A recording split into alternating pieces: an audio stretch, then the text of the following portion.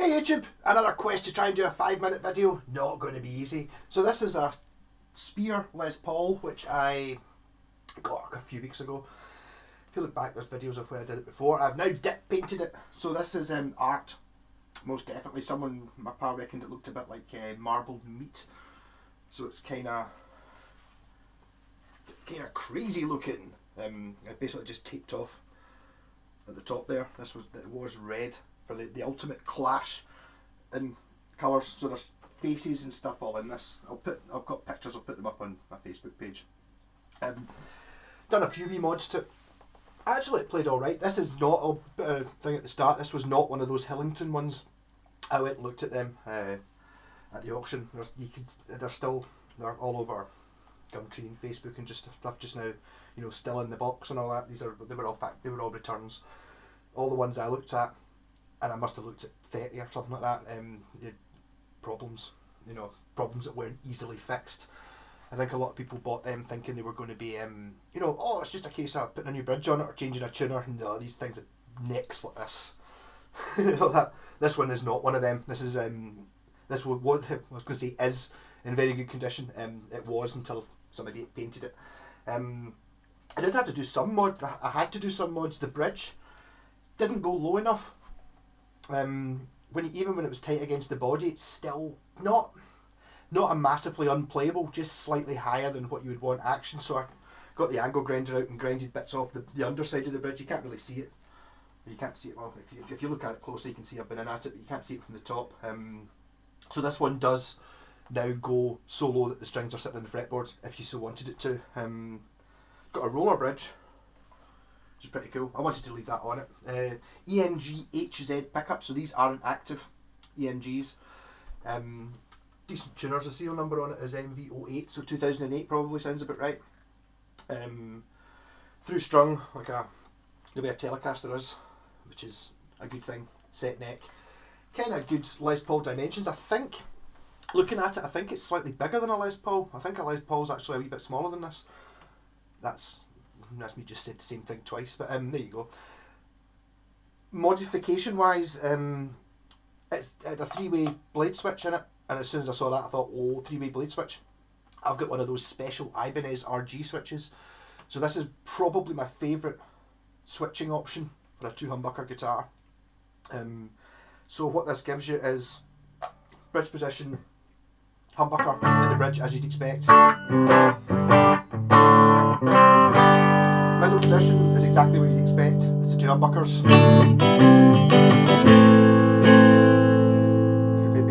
I'm going to raise the bridge pickup up a little bit. It's kind of sitting a bit low. And then neck position is humbucker in the neck. There's no way I can do this in 5 minutes, right? What it does give you is in position 2, because this is now, instead of being a 3-way lever, it's a 5-way. So in position 2, it gives you the outer coils of the 2 pickups, which gives you a sort of Telecaster in the middle position, and you hear the difference here when I'm playing through clean. Actually, like, humbuckers sound good clean when you do it this way. So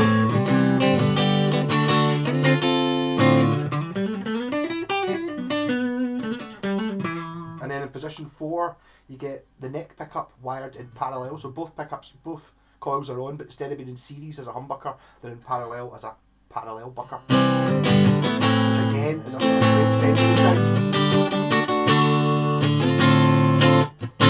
You normally can't sort of play that acoustically way on a Les Paul, whereas this one does do it.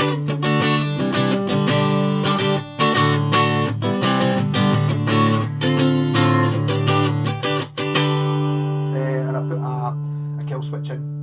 Actually, what I didn't realise when I did the previous video, this actually did have a push-pull pot, which was a coil splitter already fitted to it. Now these are quick connect pickups actually on the back of it. They're not quick connect onto the pots.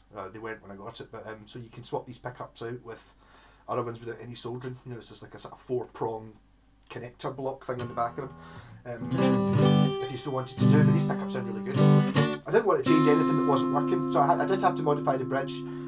I changed the 5-way lever switch just because I like that. Because we've already got these 2 coil splitty things, I just used the push-pull pot for something else. So it's just a standard pot. Had to use a big pot, quite annoyed about it, but there you go. So it's like big pots on this rather than the wee normal ones. I didn't have one that fitted. And it's got a kill switch in it as well. So I'll put a wee tiny jam. I'm going to play a proper. I've been working out one of my favourite songs. I've actually pretty much nailed it. But it's my favourite solo of all time, and I've kind of got, just by happenstance, happened to find the first bit of it. So I'm going to have to work that out better. So I could maybe do a cover, a bit more of a longer jam tomorrow using this. So okay, maybe not. I'll maybe do this for 5 minutes or something. And if I use the cleany position 2, so we're in the outer coils, get a good clean rhythm track.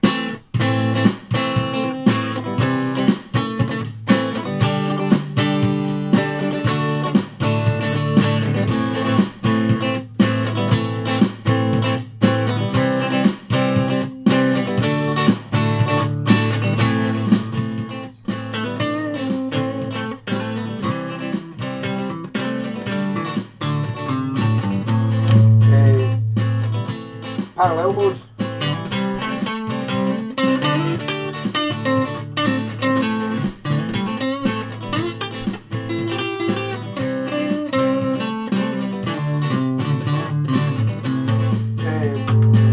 Back distortion. Just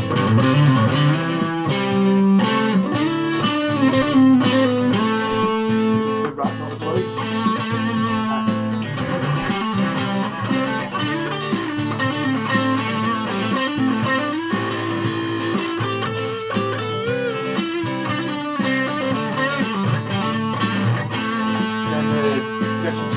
Telecasting one.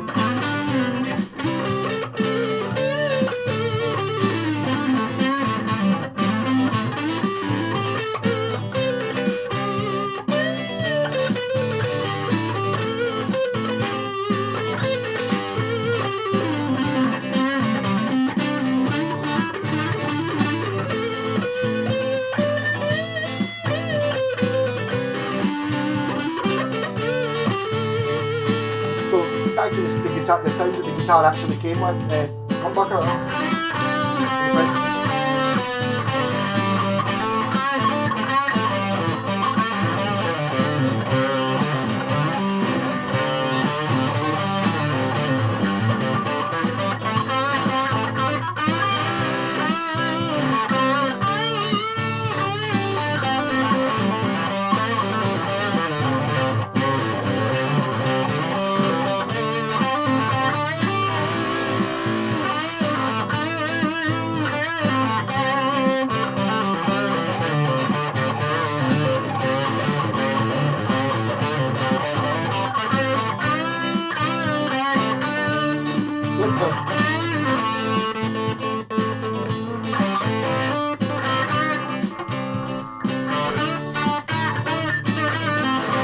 Need to learn. Need to have a guitar mode that's got one of these kill switches so I can use it.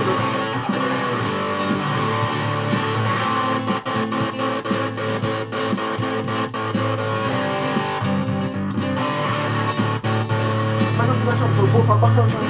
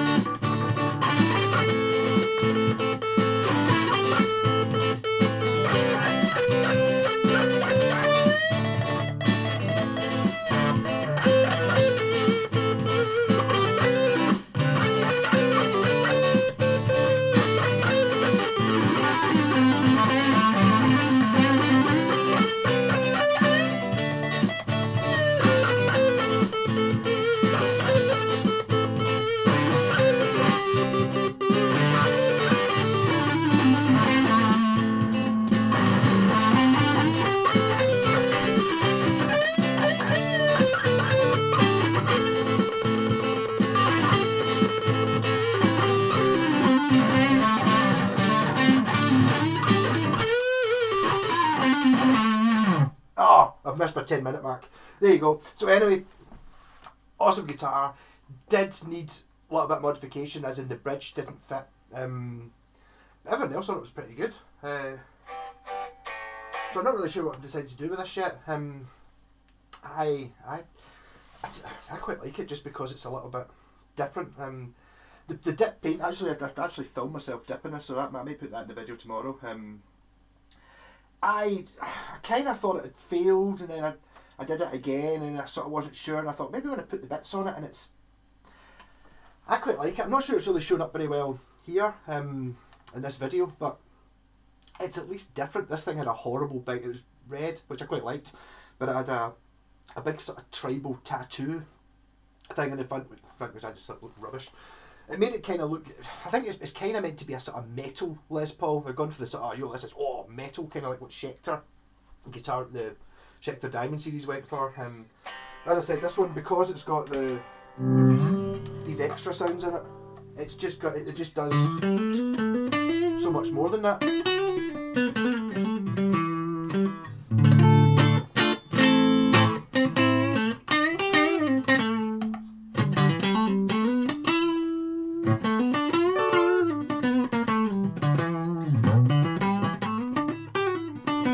Also, this actually just does the spear itself, so it's got like a volute in the back of the headstock, which is not vintage Gibson correct, so they don't do that anymore, but it means it's less likely to break when you drop it.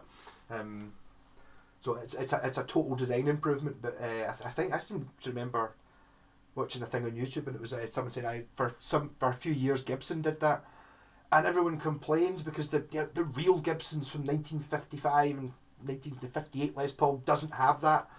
And it's like, yeah, but a lot of them have got a broken headstock. I broke the headstock off my SG because it didn't have that on it, which was much more likely to make it last. So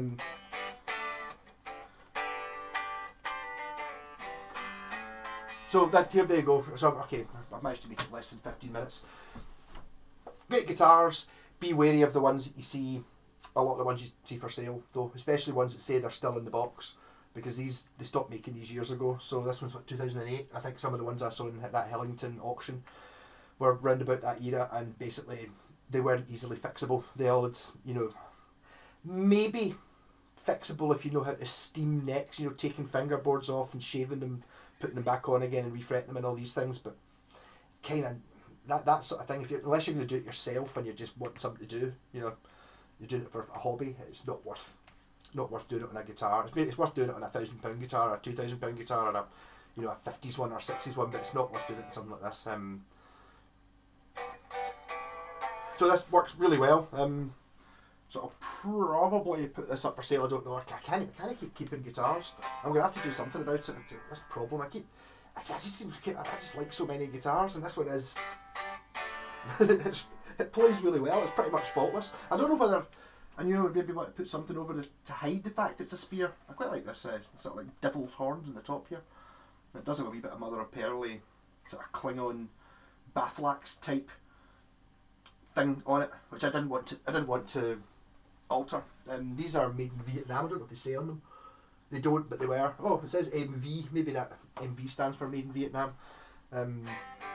These guitars, they kind of came in and then went away. Some of them are really mad looking. Again, see if this hadn't had the big tattoo thing on the front, I think it would probably have sold much better than what it did, and maybe the company wouldn't have gone under. They did a few guitars that were kind of mad looking, but they weren't cheap enough. They weren't cheap enough or expensive enough to really work. I think they came in at sort of £300-400, and it's like you're buying something with a big tattoo on it or something that looks a bit odd, so it should have been cheaper. But I mean, it's basically, is it better than a modern Epiphone Les Paul?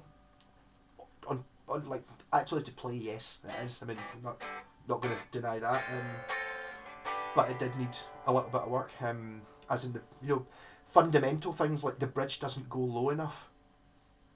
That's just not. So no matter what you did, if it had been a bolt-on neck, I could have shimmed it, to do that, but instead I just took a bit off the bridge.